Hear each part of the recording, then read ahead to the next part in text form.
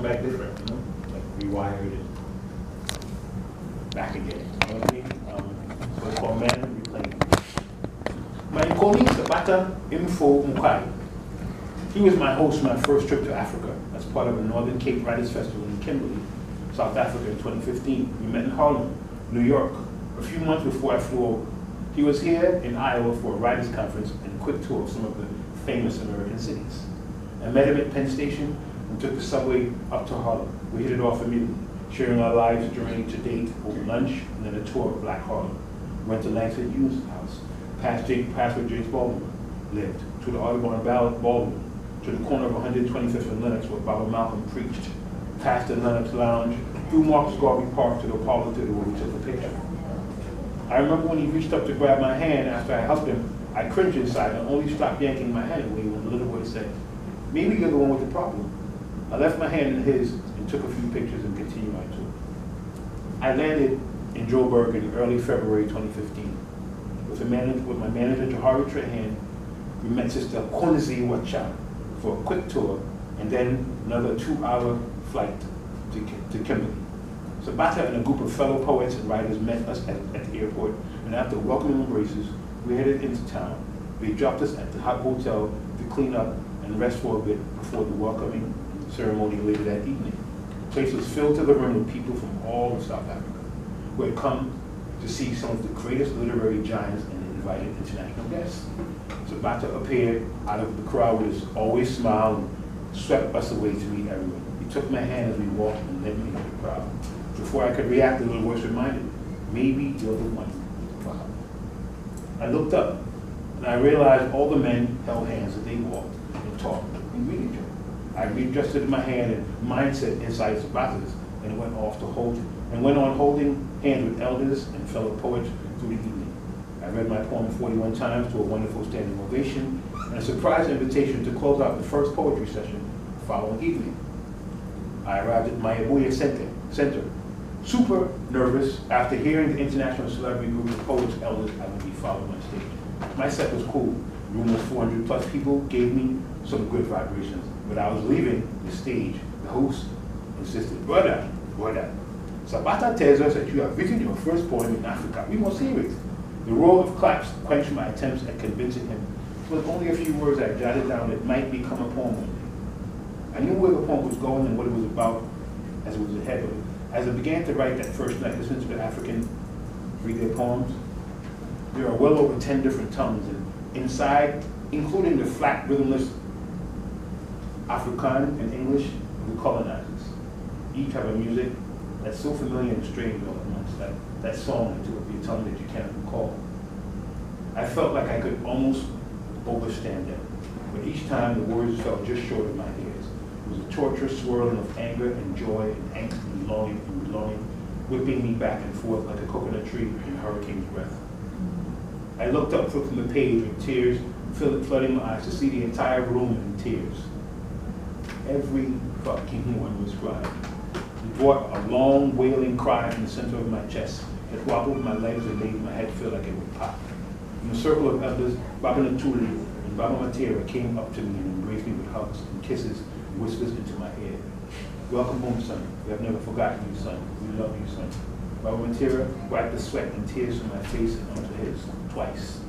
I collapsed and had to be led from the stage. They shared a cell block with Nelson Mandela and his cats.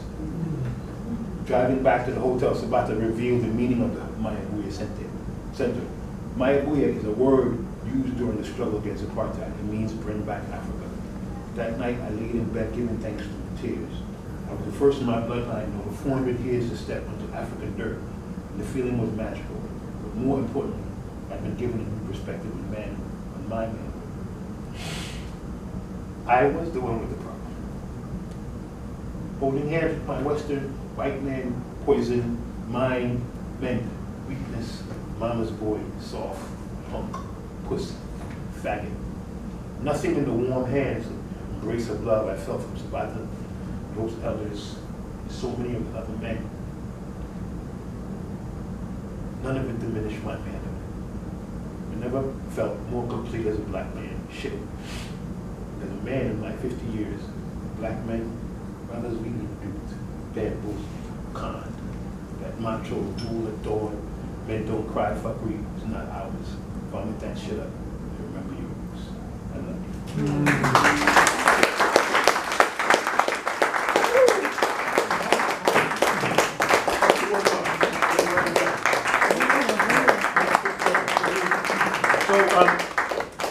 My family would take my island immigrant in the case when my father left Guyana. There was a 23-year-old cat came to Antigua in 1967 to play cricket for Antigua, the West Indian team, and he met my mother in church. 17, and he waited, he claims, a year and a half or so. Well, I was born right before she turned 19. So I'm an immigrant anyway you turn me. So I gotta say something about this.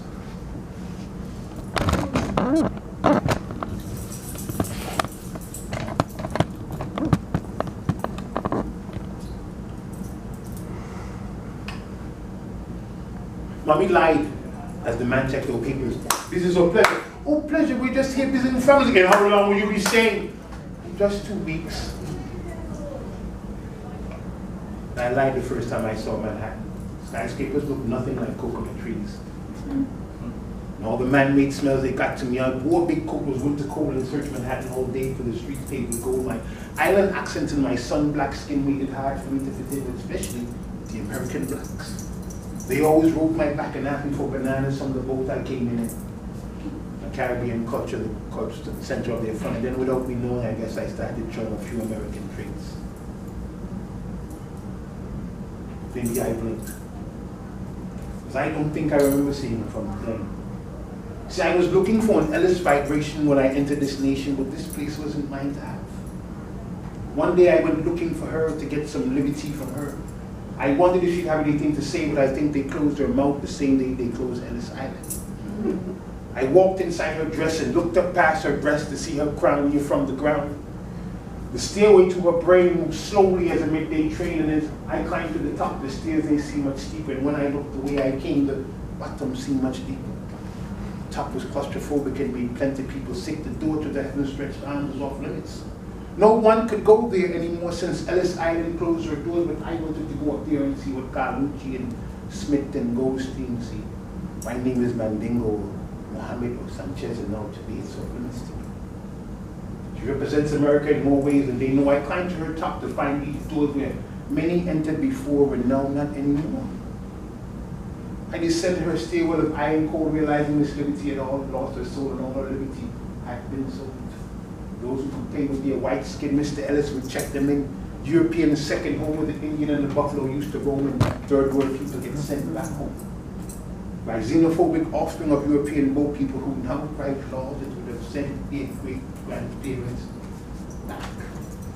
back to Ireland, back to Italy, back to Russia, back to Germany, back to Eastern Europe, back to Western Europe, back to feeling black and brown like third world people waiting for Mr. Ellis to write his sequel from a beacon hand blows worldwide freedom cries she with silent lips. Give me your tired, your poor, your huddled masses yearning to breathe free. I lift my lamp beside the golden blue. But for third world people, it doesn't seem to be here. Not anymore. Maybe I blinked. Thank you.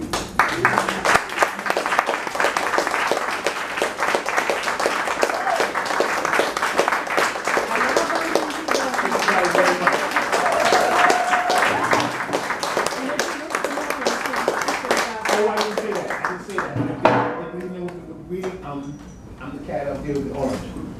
I tried to get the orange sweater, but my wife would not. It's been up like a year, and I painted it in, so it looks like a paint right now. It's like you would not be taking that out. Yes, I said, you're going to be doing this now. I'm going to be my picture taken right.